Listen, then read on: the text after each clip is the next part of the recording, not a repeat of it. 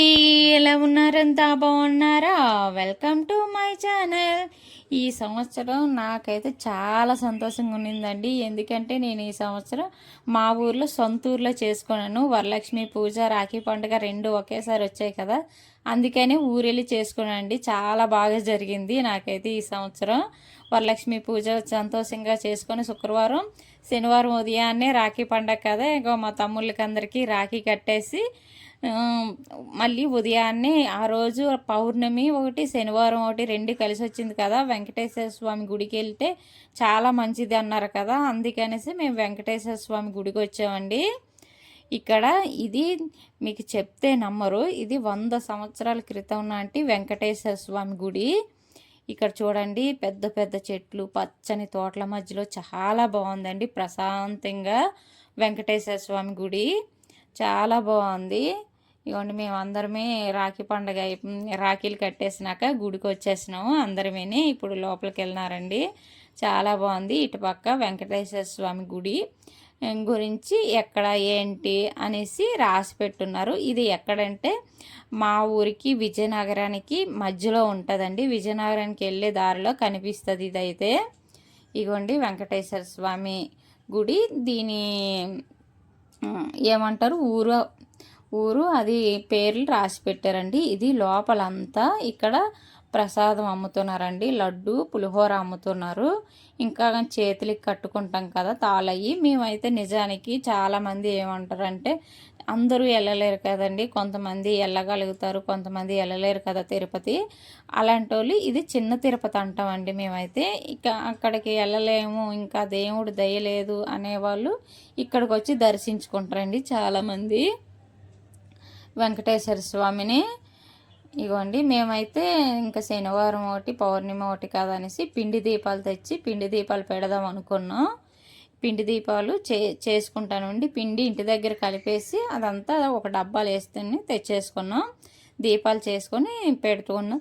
కానీ చాలా టైం అయిపోయిందండి. మేము రాఖీలు కట్టుకొని అమ్మవారిని శుక్రవారం పూజ చేసుకున్నాం కదా, అమ్మవారిని తీసి అవన్నీ ఎక్కడవక్కడ పెట్టేసి వచ్చినప్పటికీ 10-10:30 అయిపోయింది. కానీ ఎండలు మా సైడు మామూలు కాస్తలేవండి. చాలా ఎలా అంటే ఎండల్లా కాస్తున్నాయి. అలానే కాలు మామూలు కాలట్లేదు. టైల్స్ ఒకటి వేడెక్కిపోయినాయేమో. అయినా కూడా మేము లేటుగా వచ్చాం కదా, స్వామివారి కోపం వచ్చిందేమో అనుకున్నాను. అంత స్వామివారి దయ అనుకున్నాను. ఎందుకంటే నేను ఎప్పటి నుంచో అనుకుంటాం కదా, మనం ఈ గుడికి వెళ్ళాలని. మనం అనుకుంటే కుదరదంటండి. ఆ స్వామివారు మనల్ని కరుణించి మీకు నేను దర్శనం ఇస్తాను రండమ్మా అంటేనే మనం వెళ్ళగలమంట. అంతేగాని మనం అనుకోగానే వెళ్ళలేమంట. ఎంత గట్టిగా అనుకున్నాను. నేను అనుకున్నాను ఇప్పటికీ స్వామివారికి నా మీద దయ కలిగిందేమో అనుకున్నాను. సర్లే, ఎలాగా తిరుపతి వెళ్ళలేకపోతున్నాం, ఇక్కడికైనా వచ్చి ఈ స్వామివారిని కనులారా చూసి ప్రశాంతంగా పూజ చేసుకుందాం అనేసి స్వామివారికి ఇగోండి పిండి దీపాలు. నేను గుడికి వెళ్ళినప్పుడు అసలు ఏదో ఒక్కటి మర్చిపోతాం కదా, అన్నీ కరెక్ట్గా పెట్టేసుకున్నాం అనుకున్నాం. అగ్గిపెట్టి తేవడం మర్చిపోయాను. ఇగోండి అగ్గిపెట్టలేదు. గుడి లోపలికి వెళ్ళి అయ్యవారిని అడిగినా కూడా లేదమ్మా, ఉదయాన్నే దీపాలు పెట్టడానికి అడిగారు, ఇస్తే వాళ్ళు ఇంకా మళ్ళీ తిరిగి రిటర్న్ ఇవ్వలేదు, లేవు అని అన్నారు.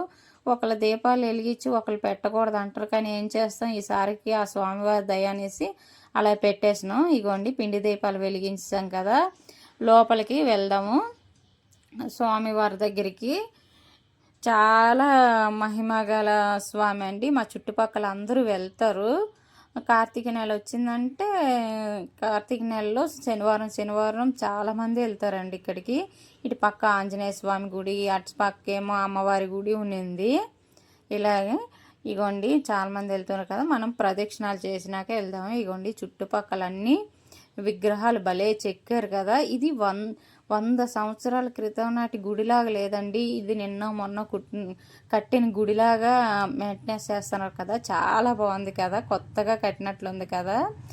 లేదులేండి, ఇది 100 సంవత్సరాల క్రితం నాటిదంటే మీకు ఎవ్వరికీ నమ్మకం కలదు కదా. ఇది నిజమండి. కానీ వీళ్ళు అలా మెయింటెనెన్స్ చేస్తున్నారు గుడిని.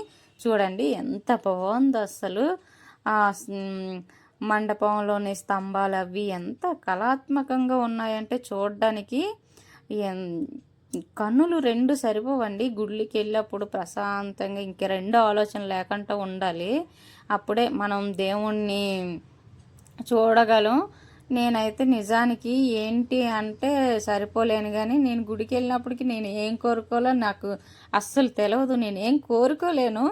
ఏమైనా అంటే నేను దేవుడు మా పిల్లలకి మంచిగా చదువు రావాలి, చల్లగా చూడుతండ్రి, అంతే తప్ప నేను ఇంకేం కోరుకోలేను. ఎందుకో మరి అక్కడికి వెళ్ళినప్పటికి మర్చిపోతానేమో ఏమో, ఎప్పుడుకొచ్చి ఏం కోరుకోలేదు.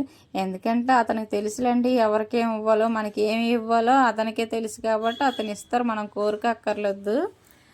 అలా అనేసి ఏదో ఒకటి కోరుకోకంటే ఉండుకోకూడదు, ఏదో ఒకటి కోరుకోవాలి. కానీ ఎందుకో నేను ఎప్పుడు ఏం కోరుకోవాలని నేను అక్కడికి వెళ్ళినప్పటికి మర్చిపోతాను, అదేంటో నాకు తెలియదు. ఇగోండి ప్రదక్షిణాలు అయిపోయినాయి. 3 ప్రదక్షిణాలు చేసినాక ఇగోండి పాపం మా హిమేష్ హాస్టల్ నుంచి వచ్చాడు. రాఖీ పండగ కదా, వాళ్ళ అక్క రాఖీ కడుతుందని తీసుకొచ్చాము. ఇదంతాను 3వ ప్రదక్షిణ కూడా తీసిరి చుట్టుపక్కల మా పిల్లలు. చాలా బాగున్నాయి అసలు విగ్రహాలు. ఇదంతా గుడి చుట్టూ ఉండేవి. ఎంత బాగున్నాయి చూడండి. మీరు కూడా గుడికి వెళ్ళినప్పుడు అంతేనా, లేకపోతే మీరు ఏమైనా కోరికలు కోరుకుంటారో, లేకపోతే స్వామివారిని అలా చూసి మర్చిపోతారో నాకు తెలియదు. నేనైతే ఏంటో నాకు అర్థం కాదు.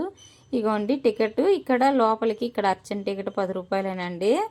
అర్చన చేయించుకోవడానికి టికెట్ తీసుకొని లోపలికి వచ్చాము.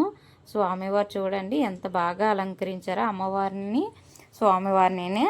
స్వామివారికి ఉదయాన్నే గంధం అలంకరించినట్టున్నారు. ఆ ప్లేట్లో గంధం ఉన్నింది.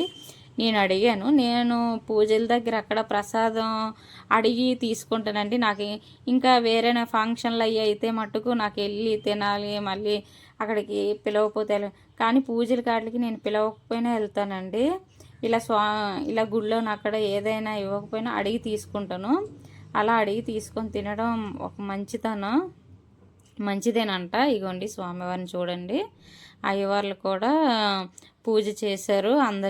అందరూ గోత్రనామాలు అడిగి పూజ చేయించుకున్నాం. ఈరోజు పూజ అయిపోయింది. ఇంకా అందరం ఉపవాసం ఉన్నాం కదా.